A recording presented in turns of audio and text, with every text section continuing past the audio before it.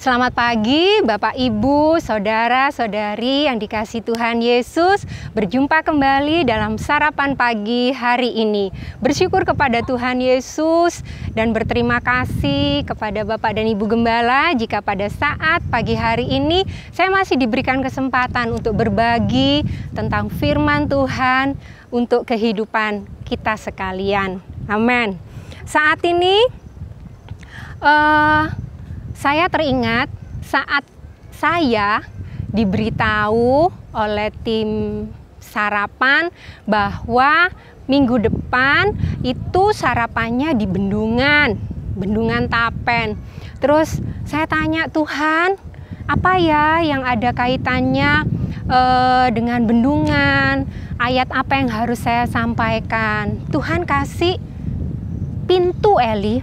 Oh, pintu ya Tuhan. Ya. Terus Tuhan ingatkan saya dengan satu ayat. Kita akan baca ya. Dalam Wahyu 3 ayat 7b. Apabila ia membuka, tidak ada yang dapat menutup. Apabila ia menutup, tidak ada yang dapat membuka. Amin. Pagi ini sarapan rohani kita saya beri judul Pintu Pertolongan. Pintu Pertolongan. Saudaraku, dari ayat ini kita belajar bahwa Allah memiliki hak penuh untuk membuka dan menutup. Ini adalah satu surat untuk ketujuh jemaat yang ditulis oleh Rasul Yohanes saat ia dibuang di Pulau Patmos, yaitu untuk jemaat di Philadelphia. Dikatakan di situ ya, di ayat sebelumnya dikatakan bahwa jemaat di Philadelphia itu kekuatannya tidak seberapa.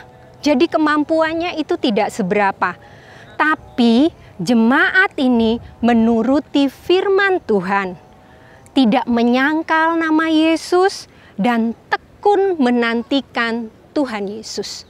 Saat pagi ini, saudaraku, mungkin keadaan kita sama dengan jemaat di Philadelphia. Kekuatan kita tidak seberapa. Tuhan, aku tidak punya apa-apa. Aku terbatas sekali, Tuhan. Mari saudaraku, saat ini kita mau datang pada Yesus. Sebab Yesuslah pintu. Kalau tadi Tuhan ingatkan saya tentang pintu, saya merenungkan, oh iya, di bendungan itu biasanya ada pintu-pintu air. Seperti ini ya saudaraku ya, pintu-pintu air. Nah, pintu air itu dibuat untuk meneruskan aliran-aliran air itu tujuannya kemana. Nah, begitu juga saat pagi ini kita mau merenungkan pintu pertolongan kita hanya ada di dalam Tuhan Yesus Kristus ya. Kita akan baca Yohanes 10 ayat yang ke-9. Akulah pintu. Barang siapa masuk melalui aku ini maksudnya Tuhan Yesus ya, ia akan selamat. Ia akan masuk dan keluar dan menemukan padang rumput. Amin. Dalam ayat ini ada jaminan Allah, saudaraku, bagi kita. Pertama, jaminan untuk keselamatan. Keselamatan kita sampai hidup yang kekal. Oleh apa? Oleh pengorbanan Tuhan Yesus Kristus di Kalvari. Yang kedua, adalah jaminan untuk kebutuhan hidup kita sehari-hari. Dalam perikop ini, ya, di dalam Yohanes tadi itu, Tuhan Yesus berbicara bahwa Dia adalah gembala yang baik. Dalam perikop itu tentang gembala yang baik, dan kita tahu bahwa gembala yang baik adalah Tuhan Yesus yang bertanggung jawab penuh atas domba-dombanya, menyediakan makan minum, menyediakan perlindungan. Nah, itu yang diperbuat oleh seorang gembala. Jadi kita tidak perlu takut ya, saudara, Bapak, Ibu. Kita mau, kalau Tuhan katakan Dia adalah pintu, kita mau masuk dan keluar di dalam Yesus. Maksudnya di dalam setiap aspek kehidupan kita. Kita mau melibatkan Tuhan Yesus. Kita mau supaya Tuhan Yesus menjadi bagian dalam kehidupan kita.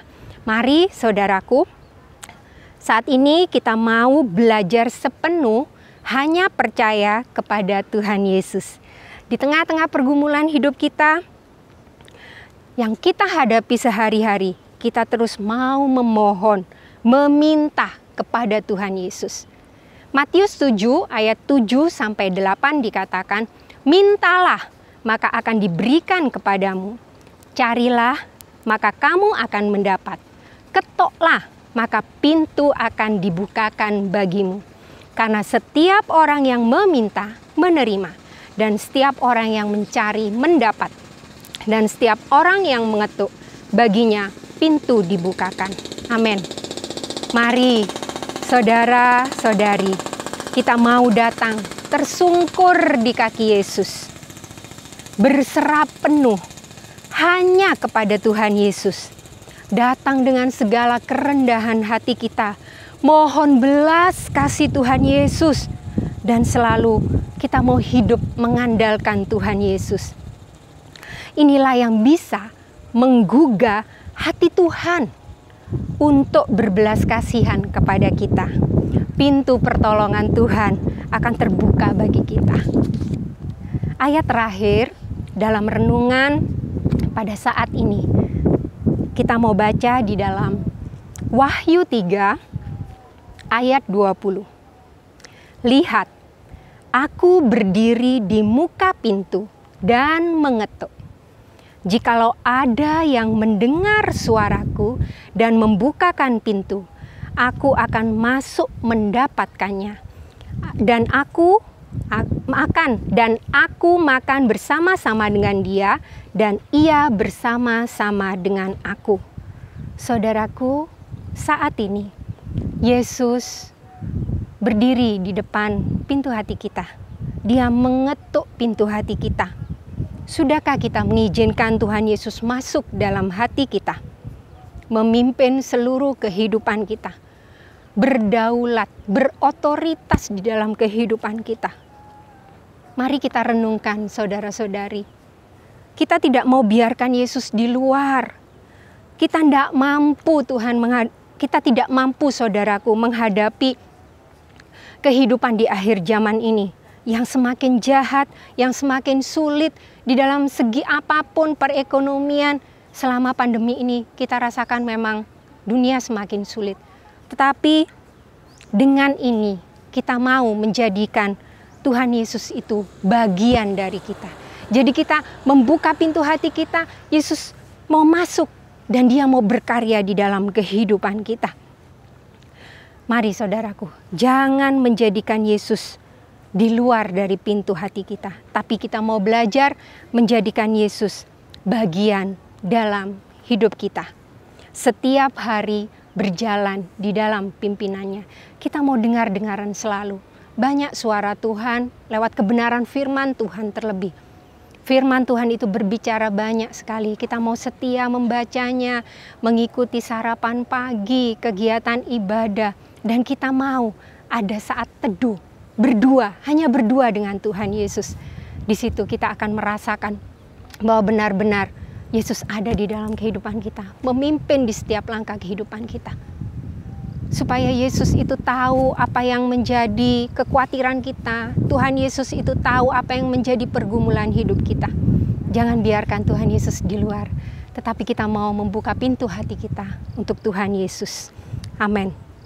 Sebab Dia adalah Allah yang ikut merasakan apapun yang kita hadapi setiap hari.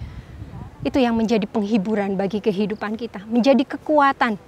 Jadikan Yesus bagian dalam kehidupan kita. Sehingga kita tidak merasa sendiri, kita tidak merasa, aduh, hidup yang aku jalani ini berat.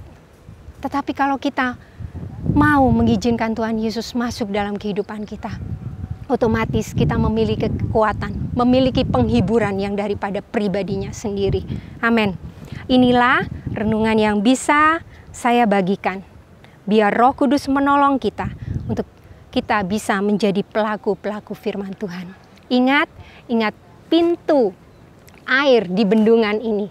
Begitu juga kita ingat pintu pertolongan kita hanya ada di dalam Yesus. Bahwa Yesus tadi berkata, "Akulah pintu." Kita akan keluar masuk menemui padang rumput yang hijau. Pemeliharaan Tuhan tetap akan ada bersama kita. Amin. Selamat pagi, selamat beraktivitas. Tuhan Yesus memberkati.